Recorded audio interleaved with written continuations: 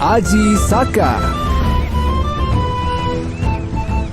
Alkisah, hiduplah seorang raja bernama Aji Saka.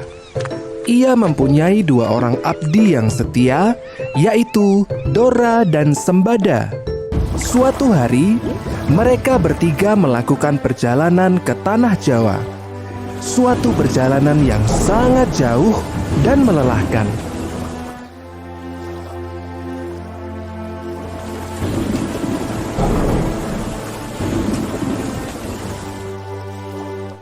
Di tengah perjalanan, kapal mereka singgah di sebuah pulau bernama Pulau Majeti. Di pulau itu, mereka beristirahat untuk menghilangkan rasa lelah.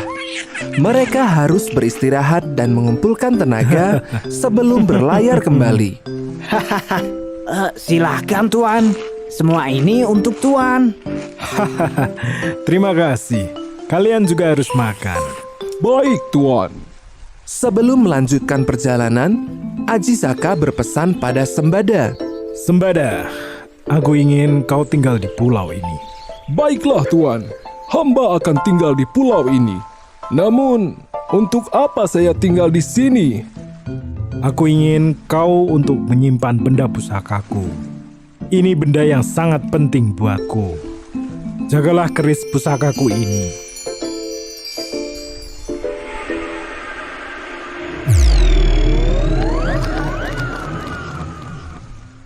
Jangan pernah memberikan keris ini pada orang lain, kecuali aku sendiri yang akan mengambilnya di sini. Baik, Tuan. Akan turuti semua amanahmu. Saya berjanji. Maka, Aji Saka pun melanjutkan perjalanan ke Pulau Jawa bersama dengan Dora. Sementara itu, Sembada tinggal di Pulau Majeti sendirian. Selalu akan kujaga pusakamu ini, Tuan Aji Saka. Semoga engkau selalu diberi keselamatan selama perjalanan. Berhari-hari mereka mengarungi lautan.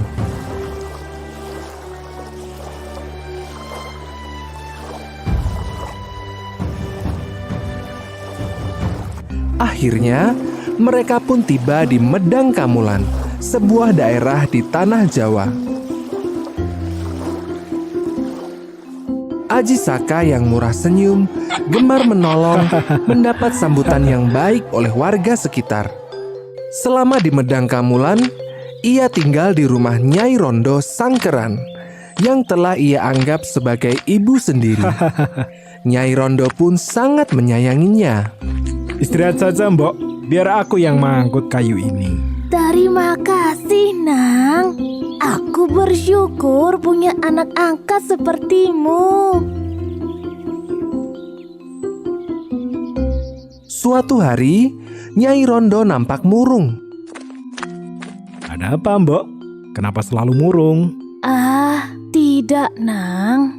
Hanya saja terpikir olehku kekejaman raja kita, Prabu Dewata Cengkar. Tindakannya yang keji membuat takut warga di sini. Sudah banyak yang menjadi korbannya. Jangan khawatir, Mbok. Besok akan kutemui dia dan akan kuberi pelajaran.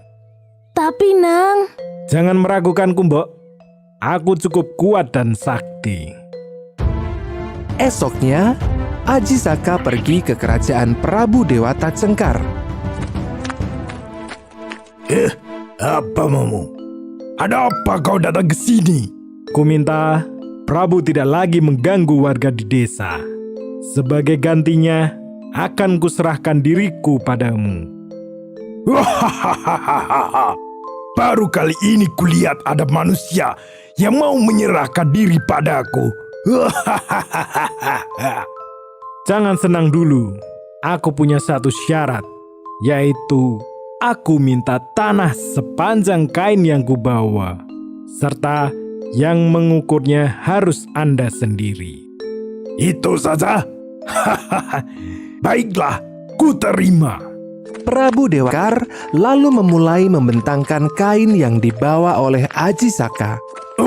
Kain ini panjang sekali, seolah tak punya batas.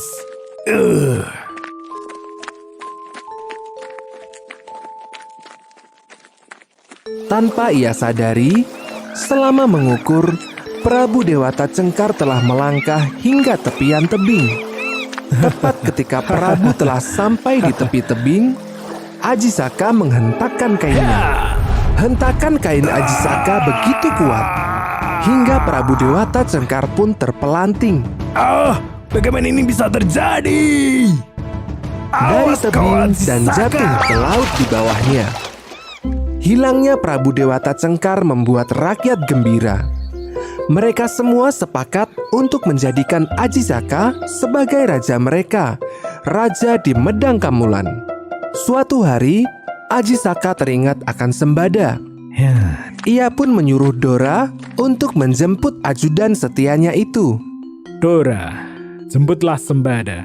Ajaklah dia kemari dan sampaikan pesanku untuk membawa serta pusakaku.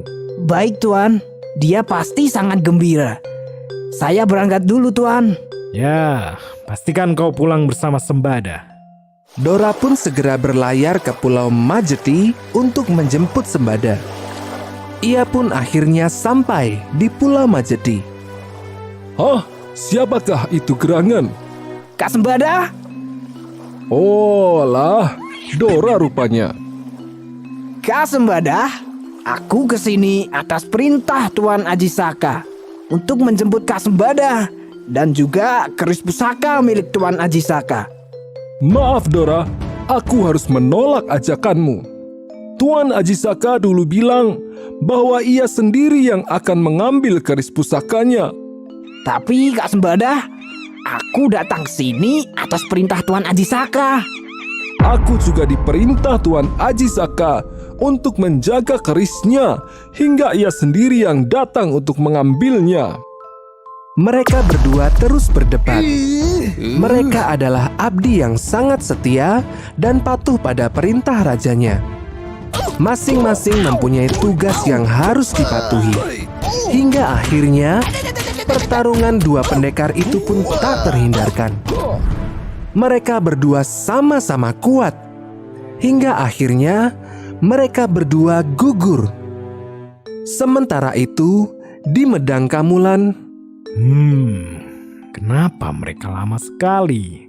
Jangan-jangan terjadi sesuatu. karena kedua abdinya tak kunjung pulang, Aji Saka sendiri yang menjemput mereka berdua ke Pulau Majeti. Betapa terkejutnya Aji Saka begitu mengetahui kedua ajudannya yang setia ternyata Dora, telah tewas. Sembada, Ia menyesal karena ia telah menimbulkan pertengkaran. Ia pun berdoa pada Tuhan, mohon ampun atas kesalahannya, dan meminta dosa kedua abdinya diampuni. maafkan aku Sembada. Aku memerintahmu untuk tetap menjaga pusaka hingga aku sendiri yang mengambilnya. Seharusnya aku tidak menyuruh Dora untuk menjemputmu, karena kau pasti tidak akan mau pergi hingga aku sendiri yang menjemputmu.